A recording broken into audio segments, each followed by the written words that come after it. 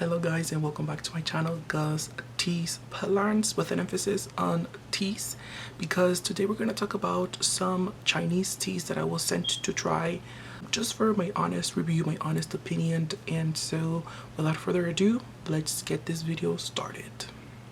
So I was contacted by the brand Iteaworld, and I'll leave their link on the description box, and I'm also gonna leave their Instagram page here on the video so you guys can take a look and follow them if you're interested. So they sent me 2 boxes of their classical tea selection, containing 4 oolong teas and 4 black teas. I'm gonna go ahead and try 1 oolong tea and 1 black tea. A little bit more information about Iteaworld. So Iteaworld started in 2009 selling teas and all over, I believe it's China. It's a Chinese brand. They have wild harvest oolongs and black teas, farm grown oolongs and black teas, and that makes it for a very distinct taste just because it gives you a different flavor profile, and I'm interested into noticing the difference the same tea would taste grown in a wild forest or inside a farm green tea house.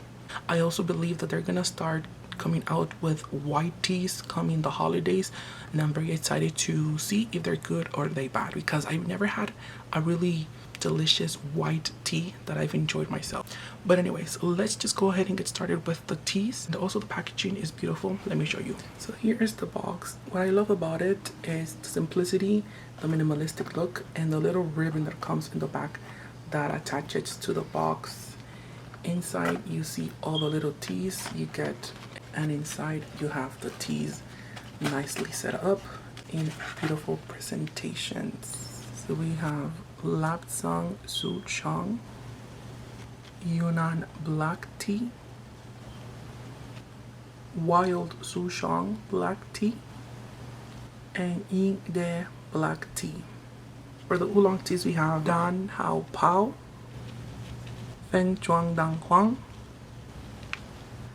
Minan Narcissus, and Tai Wan Yin. So I've decided on 1 oolong and 1 black tea to try out in front of you guys and tell you guys my honest review. I'll be trying the oolong tea Minan Narcissus and the black tea Yunnan black tea. So let's get to brewing, and yeah, and I'll be back in just a matter of seconds for you guys.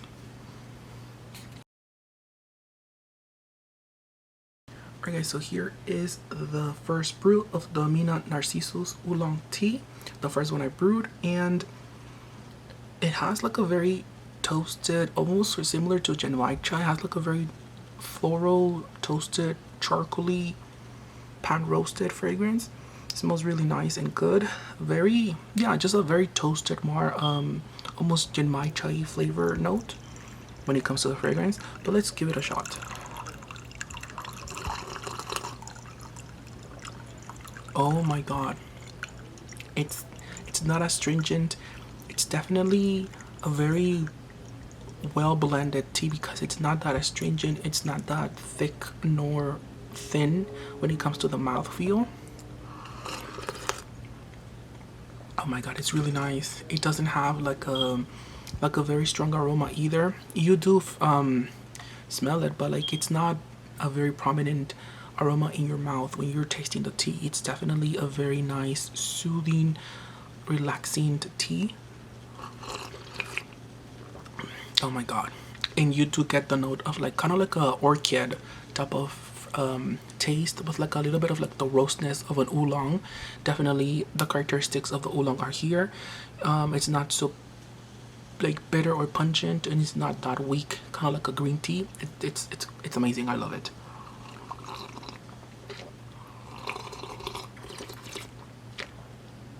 Exquisite. I'm curious to see how it'll hold its flavor with the second brew, the third and the fourth. This is the second brew of Minan Narcissus. Let's do a close-up on the color. And as you guys can see, it definitely does have a nice different color aroma. I think it's wonderful. To me, it becomes, as a second brew, it got a little bit more popcorny, more Genmai chai, pan roasted scent.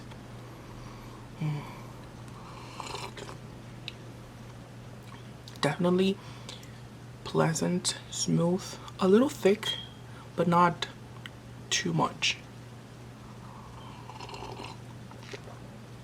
Oh my god, for a second brew, this is delicious. It's such a pleasant tea, and I'm pleasantly surprised because this is a very good quality tea. You can taste the quality on this tea.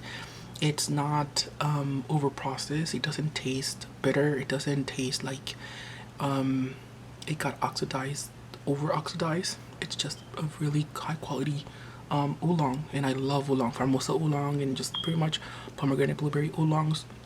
This is just like a plain oolong tea. I believe it's from the Fujian province. Delicious. Let me do a third brew, and I'll probably leave it at the third brew just to see what the third brew will be look like. I really like the flavor. I am getting more of like an orchid flavor now that I'm brewing it for the third time. It's becoming a little bit more floral. The scent stays toasted and like genmatcha pan roasted, but the flavor note in your mouth is becoming a little bit more floral, more lighter.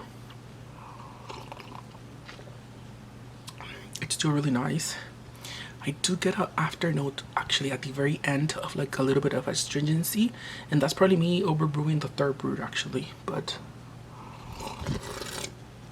oh my god, it's very, very nice. I really like this tea. My overall opinion on this one, I'm impressed, and I cannot wait to try more of their oolong teas because oolong is my favorite type of tea to brew, and so this one is amazing. Let me just finish it. Hands down one of my favorite oolong teas, and actually, yeah, for this year in a while I've had many oolongs, but this oolong, delicious. All right, now we're gonna try the black tea. I believe it was the Yunnan black tea. I'm gonna brew that one. I'm expecting a little bit more of a stronger flavored, a little bit more woody, maybe more kind of molasses. We're gonna see how good it is. Is it gonna beat this oolong tea, Mina Narcissus? Let's find out. Alright guys, I am back, and I'm gonna pour my Yunnan black tea in front of the camera just to get a good whiff of the taste and the fragrance profile.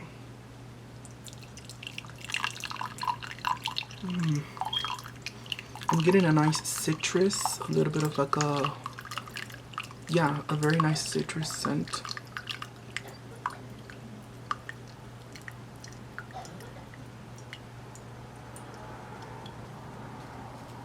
Wow, it smells really, really good.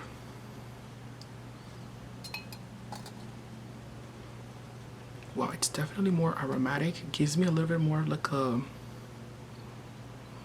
yeah, it's definitely more aromatic. Gives me more of like a fruity, floral flavor profile when it comes to the fragrance.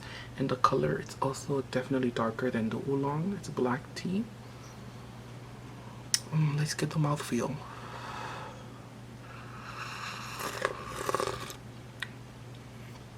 Wow, it's definitely more fluffier per se. It's definitely more aromatic, definitely more aromatic. I'm getting more like an osmanthus type of scent, kind of like a maybe orange in here, but it's not really orange. It's more of like a bright bergamot, neroli, floral, yellow floral that I'm getting here. It's very, very smooth. It does have a little bit of like an astringency to it, which I like. Definitely characteristic of a black tea, but it's definitely more of like a floral, citrusy, happy scent. I would like this as an iced tea with a little bit of maybe a little bit of liquid sugar over ice would be perfect. It's definitely more, a little bit more astringent, more thicker of a mouthfeel actually, now that I'm tasting it. This will make a perfect iced tea. Black iced tea will be delicious because of the little characteristics that I'm getting here. A little bit more on the almost lemony scent that I quite like. Let me finish this and I'll be back on our second brew. Alright guys, so let's do the second brew of the Yunnan black tea.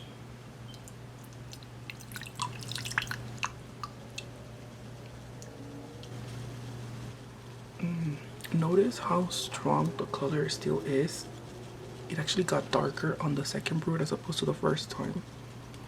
it still has a very viscous, thick fragrance. A little bit, not as much as a citrusy floral as the first brew is giving me more ambery chocolate. Oh my god, what a shock. It definitely got better for me on the second brew. I think that the first brew was a little bit too astringent and loud for me. This one is definitely much more mellower and toned down. Wow, but it is such a great tea. Like the complexity of flavors with each brew right now, it's incredible. Let me do the third brew. What I got from this one, less astringent, more thicker, denser flavor, and more sweeter. It got sweeter. Let's do the third and final brew. Okay, so time to pour it out.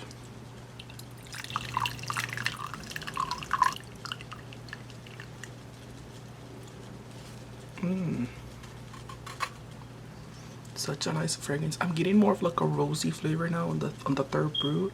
The color not as pungent as the first two. It's becoming more floral.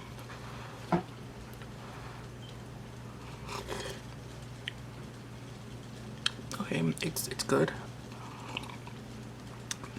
For me, the first brewed iced tea, the second brewed hot, and the third brewed just after a meal.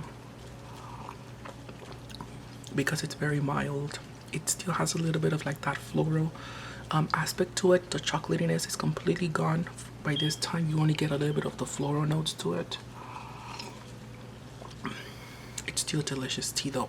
With each brew it does become weaker, but it doesn't just lose the flavor, it changes the flavor from like a strong bitter chocolate to like a more floral citrusy to more of a floral now, lighter.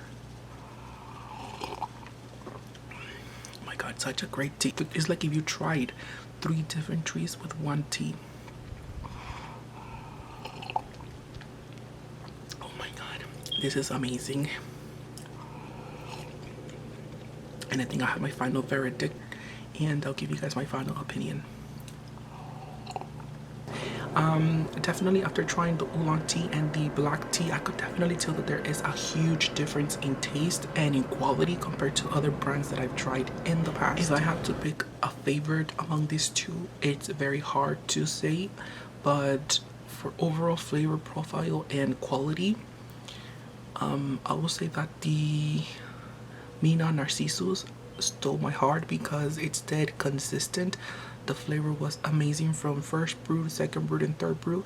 Not many flavor profile changed with each brew.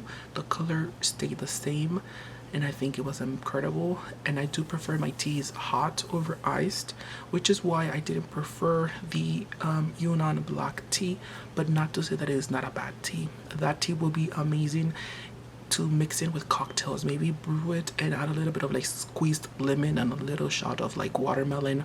Do like a fancy concoction for your summer drinks, or you know, just drinking it plain iced, you know, with no sugar, just iced tea, because it does have like a citrusy flavor. That one did, however, change with each brew. So if you're planning on making it iced tea, probably the first brew will be the best, and the second brew and the third brew will probably become more of a tea that you want to drink hot. It's definitely versatile where it comes to each brew, because you do get a different flavor note and profile and taste with each brew, as opposed to the Mina Narcissus, that it's more of like an exquisite, delicate scent and flavor that you get with consistent brewing. I hope they get, but nonetheless, I like both of these teas, and I cannot wait to try the other teas that are in this sample sets. Follow me on Instagram if you're interested in my opinion on the rest of the teas, and also follow me on TikTok because I will do more reviews on these teas on the upcoming days. And Iteaworld, Zoe, if you're watching, thank you so much for trusting me and giving me these teas to try for my honest opinion. I am blessed to try them and give an honest feedback. Presentation wise, amazing. I love the ribbon, I love the simplicity and the minimalistic look to them. The packaging was beautiful. If I had to say something though that I want to fix, or that I could give you guys as a feedback for presentation wise, is the teas should arrive kind of like vertical as opposed to horizontal, because when you open up the boxes, some of the teas might spill out of the box, I'm supposed to line them up correctly, like in a file line, putting them like 4 here and 4 there. If that makes any sense when it comes to packaging and presentation wise, that'll be better as opposed to stacking them like this. That's the only complaint, but other than that, shipping was amazing. I got them from China, and overall I love this teas, and thank you so much for watching. I hope you guys enjoyed the video, and I'll see you guys in another one. Kapun karigatou gozaimashita.